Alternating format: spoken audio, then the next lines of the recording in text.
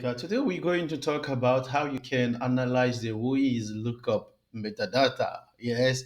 So what is whois lookup first? Whois lookup it's when, for example, you take the domain you want to get more information about.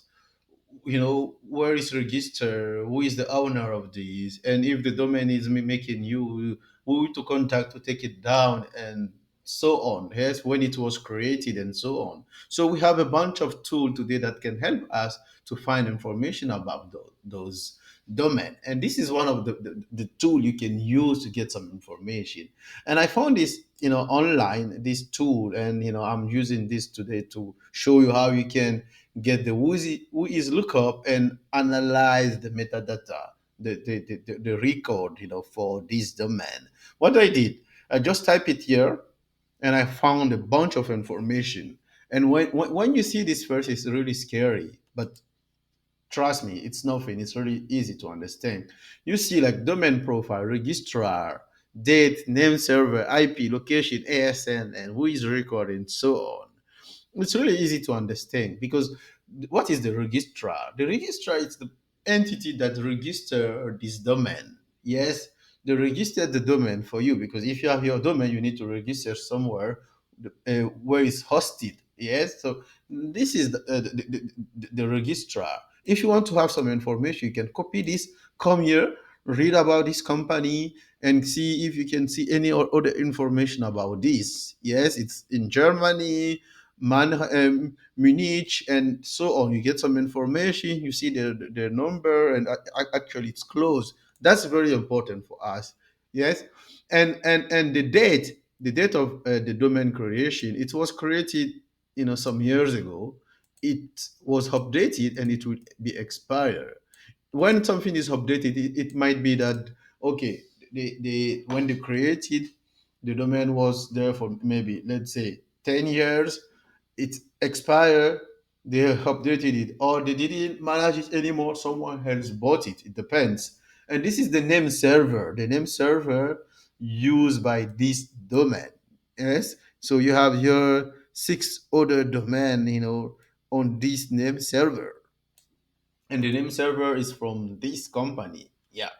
Okay, and the IP address, used by the domain, and we can see that this is the IP range, and there are other site hosted on this server. So, which means there are many other, how to say, domain as well there. If you type this IP, for example, or any range of that IP, you might see other website there. Yes, and this is the location. We talk about that, the ASN number used by this. If you use a tool that can help you to find some information about the ASN, you might see that domain there, and other domain also, shared by this when it was the ASN was registered as well.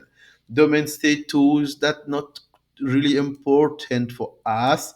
So who is record, like when it was the last time updated, we already saw it, let's say. And we already talk about, the registrar. This is the company, the registry domain. When the domain was registered, it was, this is the ID of the domain. Yeah. And update, we already talked about this, when it was updated, and created, when the domain was created. The registrar, we talk about that as well, who registered this domain.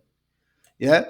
And now we want to know who is the owner of this domain, and this is for abuse. If this domain is targeting your business, yes, or it was used for phishing, or the content on that website is targeting your business. If you want to report it, you can send the message via this email and report it. This is their number as well. Yeah.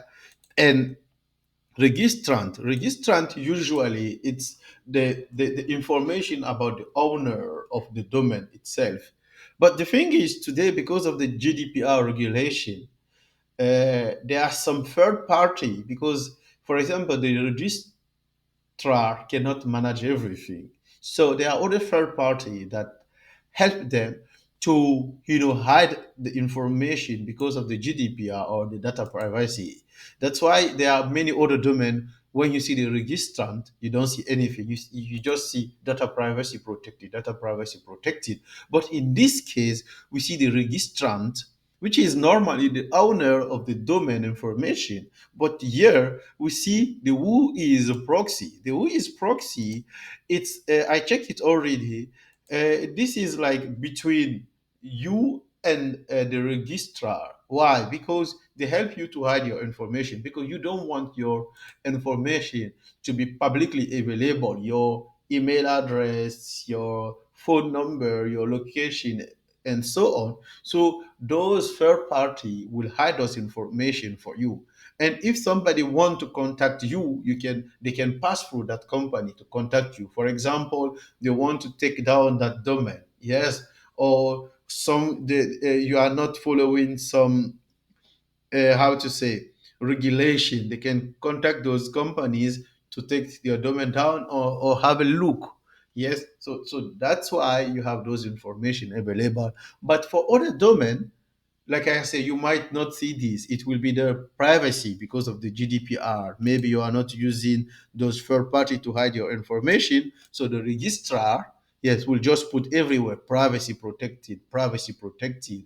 Or it's still possible to see some domain, yes, where you can see the real information of the registrant. That's also possible. Some domain that are not following the GDPR regulation or the data privacy regulation yet.